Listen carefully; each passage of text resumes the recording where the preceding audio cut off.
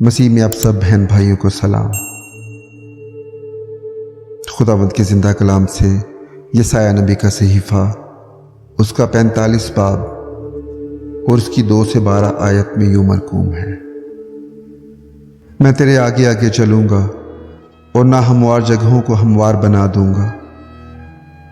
میں پیتل کے دروازوں کو ٹکڑے ٹکڑے کروں گا اور لوہے کے بینڈوں کو کاٹ ڈالوں گا، اور میں ظلمات کے خزانے اور پوشیدہ مکانوں کے دفینے تجھے دوں گا،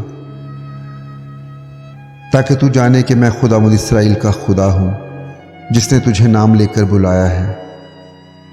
میں نے اپنے خادم یعقوب اور اپنے برگزیدہ اسرائیل کی خاطر تجھے نام لے کر بلایا۔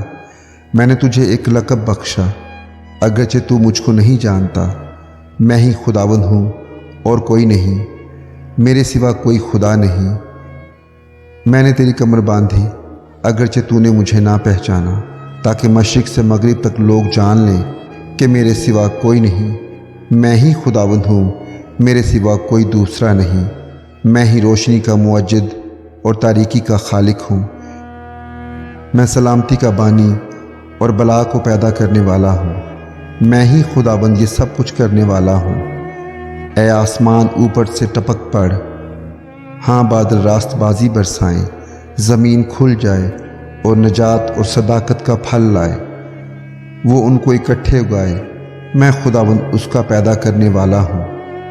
افسوس اس پر جو اپنے خالق سے جھگڑتا ہے۔ ٹھیکرا تو زمین کے ٹھیکروں میں سے ہے۔ کیا مٹی کمہار سے کہے کہ تو کیا بناتا ہے؟ کیا تیری دستکاری کہے اس کے تو ہاتھ نہیں؟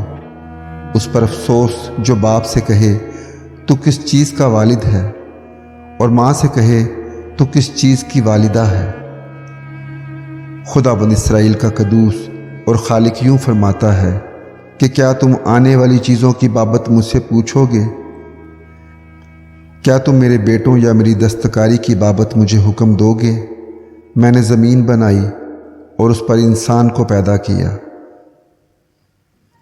اور میں ہی نے، ہاں میرے ہاتھوں نے آسمان کو تانا، اور اس کے سب لشکروں پر میں نے حکم کیا۔ خداوند کے زندہ کلام کے پڑھے سنے اور سمجھے جانے پر خداوند کی برکت ہو۔